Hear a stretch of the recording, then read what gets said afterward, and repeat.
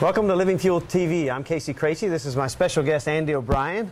Great to have you, Andy. We appreciate you being here. Thank you, KC. Andy I'm really excited to have him here today because Andy is one of those special guys that the elite athletes come to when they want to go to the next levels.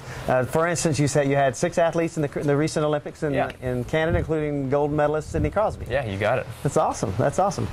He runs a $40 million training facility in Calgary, Alberta. Is that what it is? You got it. Tell us. You got it. Yeah, Calgary, Alberta. It's called Edge School, which is a private sports academy in Calgary, and the Duckett Performance Center, which is attached to the school, which is our high-performance training center, not only for the kids at the school, but for private athletes outside the school as well.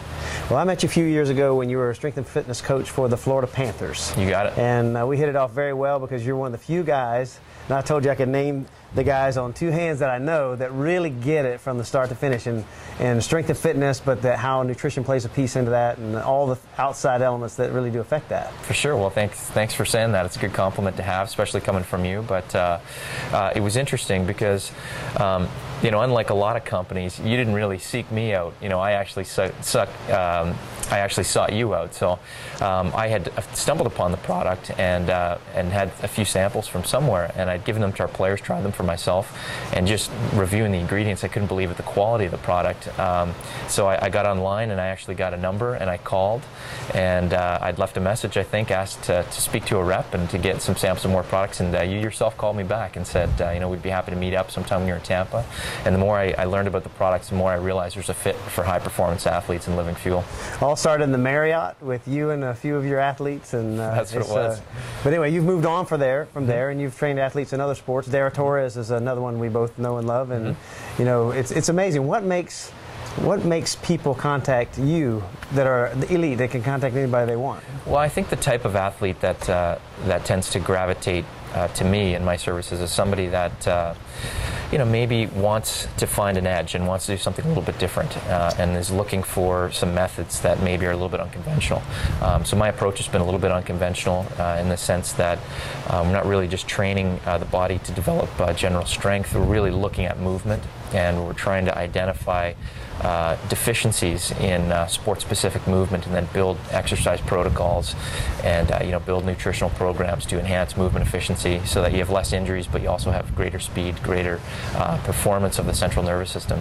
And so the approach is unique, and I think sometimes people hear about that, and when they want a little bit of a change, or they're looking for some kind of a competitive advantage, usually it makes sense for it. Dara was somebody who just happened to kind of be in the area that I was in, and was looking for a strength and conditioning coach, and I was fortunate enough to meet Dara and be a part of some miraculous comeback that she's made. Fantastic, fantastic. It's been great. Well, what matters, we have everybody viewing today is everything from elite trainers to doctors to housewives to young athletes. Mm-hmm. So what I'm always amazed at is that people, sometimes they tune it out when they're talking about elite athletes, because that doesn't apply to me. Mm-hmm. But my position is that everybody needs to pay attention to maximize human performance, because it matters just feeling well enough to get through a whole day, and no matter what their activity is. Oh, there's no question about it. I mean, it's really, life is athletic.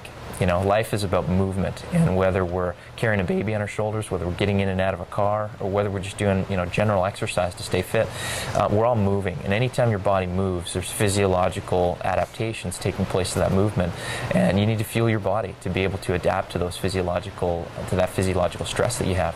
And so, from an athlete's perspective, we're looking at a greater amount of stress on the body from a physical perspective, but we all have stress in our bodies. We're all breathing in different types of chemicals in the world. We're all limited in terms of the amount of nutrients that we can get from our food, and we place stress in our body from a variety of different reasons, whether it's a workout or even mental and emotional stress. So I think that a lot of people maybe don't categorize themselves with high-performance athletes, but a lot of the processes that's going on in their bodies is pretty much the same thing as a high-performance athlete. From an overall nutrition perspective, they've got to look at it the same way in order to stay healthy. Absolutely. Well, people are really confused about that. I've often said that the last place you want to go to get in shape is the gym. Mm-hmm. I always say correct the metabolic issues so that your energy levels are so high that you're going to want to go to the gym. Oh, 100%, yeah. And so you have a lot of fatigued athletes who drag themselves in the gym too because their metabolism is all out of whack. They just think since they're an athlete, they can throw anything down the hatch and it's going to work out. Exactly. Well, it is interesting because it's kind of a circle, and it's sort of a chicken before the egg kind of thing. Some people don't train because they have no energy, and then some people have no energy because they don't train. But the way to start it out is to get the right fuel in your body so that you feel good. You want to be in the gym. You want to work out. Nobody wants to be in the gym getting fit when when they've got terrible energy or they've got adrenal fatigue or any kind of issue that's going to prevent you from feeling good when you're doing it. But if you feel good when you're doing it, I think it's something that's going to motivate people a lot more. And so it's not just a matter of putting it in your schedule and getting it done. It's a matter of fueling your body so that you're empowered to make those changes that you need to make. We all want to feel better. We all want to live longer. We all want to look better. And it all works together, doesn't it? Absolutely. One thing that's interesting about you is I've seen a lot of the snacks that they put out in professional athletic rooms that the guys are eating in-game, pre-game, and it's absolutely scary. I don't know how they get away with that, but one of the things you did at the Panthers was what?